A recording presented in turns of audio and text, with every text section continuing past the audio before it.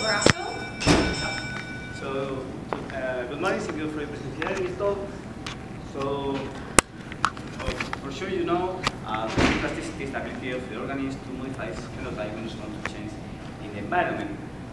Commonly, we use rationale to represent changes in elasticity.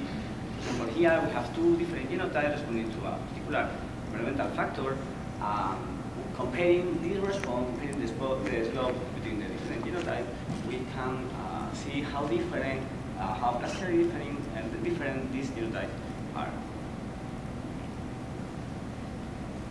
Okay, so for example, we can imagine a scenario with 4 different genotypes that they are responding in different ways, and that's the pattern that commonly we can find in the nature. Normally, against a particular environmental factor, we don't find a clear or the same response in all the genotypes. For example, here we can see that we have a very plastic genotype, but not in all the case we find the same response. And why? So we can think that probably there are some constraints or some cause of being plastic.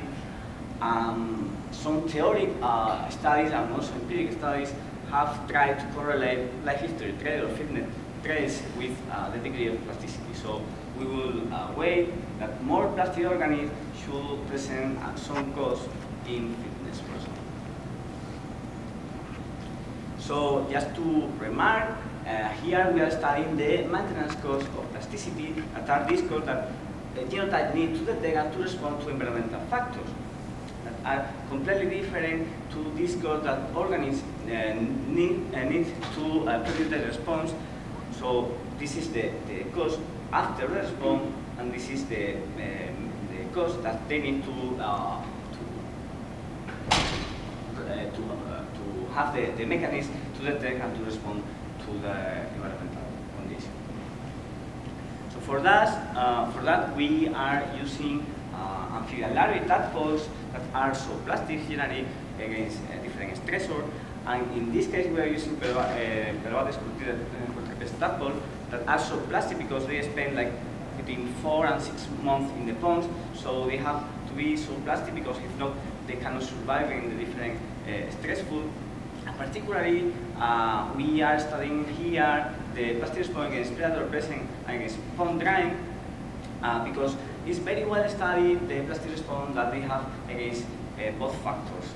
Against predators, they reduce their activity, so they can grow more. They also modify its phenotype by increasing the tail depth. And against pond drying, they can accelerate the development, but they have to pay a cost of grow less. And frequently, we also find differences in morphology. So here, we empirically tested differences in plasticity against pond drying and against predator, and we designed an experiment with these three different treatments. So we compared the response against the different factors, these 2 factors, compared with standard conditions that we can say that is constant water liver and no predator presence.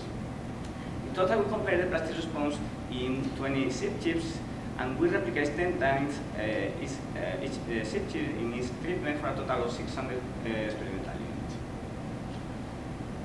So here we are defining the interaction norms, but we want to correlate this plasticity with physiological costs in order to know if there are costs of maintaining the plasticity.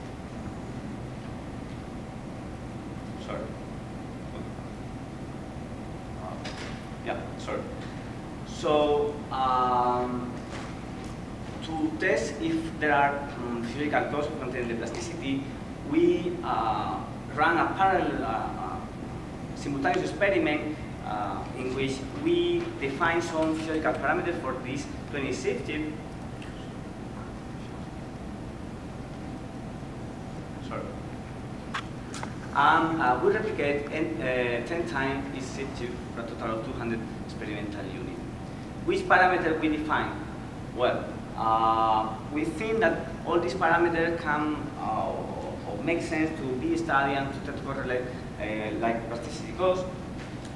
So we determine the metabolic rate of the different families, also the growth rate, fat body content, immune status through flow cytometry, and different activities of antioxidant enzymes that are linked to CRD stress. Okay, so now I'm going to start to define the differences in plasticity that we found for the different families. So starting the developmental plasticity, we found significant differences in the plasticity that the different stages found. So we can see as against bone drying, there is a very different response if we see the reactive neuron, the different genotypes. But in general, we can say that there is a tendency of accelerated development in contrast of the with the response that we found in that corresponding against predator. So in this case, the responses are opposite, and we have differences in plasticity. So the same for ground plasticity. So the plasticity of the different genotypes were different, responding against bone drying and also against predators.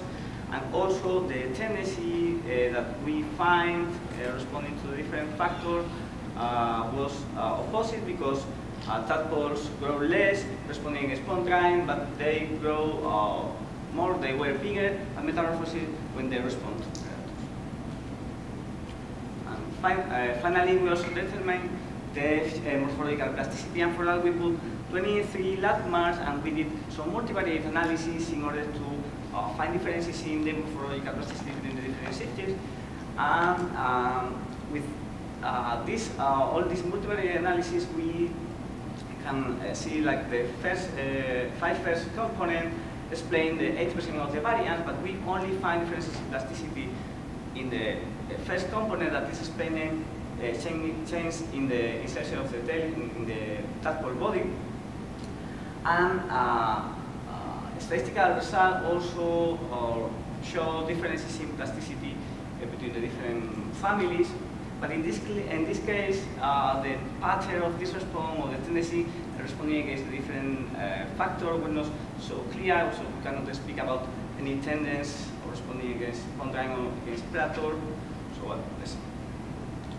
So now we know that we found differences in plasticity, in development, growth, and also in morphology, and we want to correlate if this difference in plasticity, of if more plastic or less plastic family pay across in terms of physiological parameters that we have previously measured for the same families.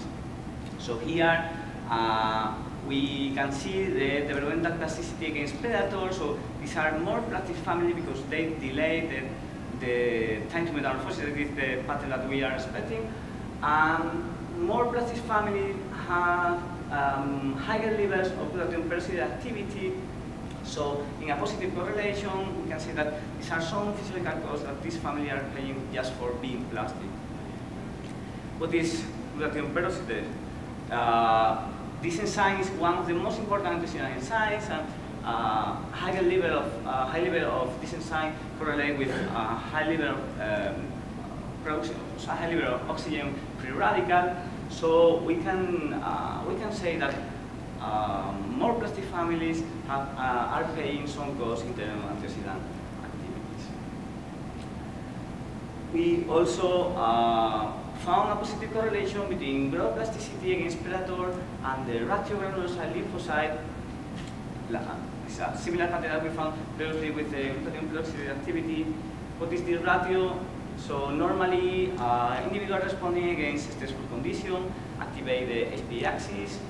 So this increase the glucorticoid secretion, and commonly is related with some immune alteration. We tested this correlation empirically by adding corticosterone to the water. That is the main glucorticoid.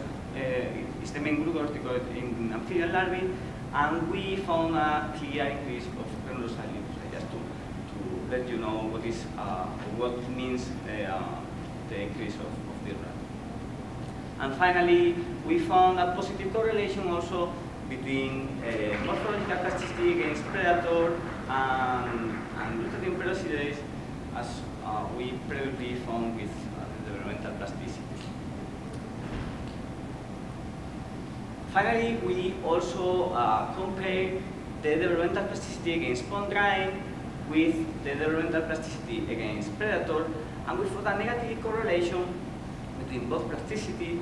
So maybe we can speak about trade-off of plasticity against opposite factors, because against spawn drying they have to accelerate development, but against predators commonly they delay the time to metamorphosis. So probably the mechanisms are the same. Well, we know that the mechanisms are the same, but probably they cannot activate in the same way when they are responding. So the same family cannot activate this mechanism in the same way responding against spawn drying or against predators. So as a conclusion, plasticity in development, growth, morphology has slight physiological maintenance cost because we didn't find some correlation comparing with other physiological parameters, but just in terms of antioxidant activity and immune system. We also found, well, we can say that probably we are confirming some theoretic prediction that say that plasticity is constrained, but the cost of maintaining the mechanism to detect or respond to changing environments. And finally, we found that highly plastic genotypes against spawn drying are less plastic against predator or vice versa. So probably there are trade-offs of plasticity in this case. And just to thanks to all the sponsors that helped us to do this experiment, and all the people of my group and my lab are so good, and thank you for the presentation.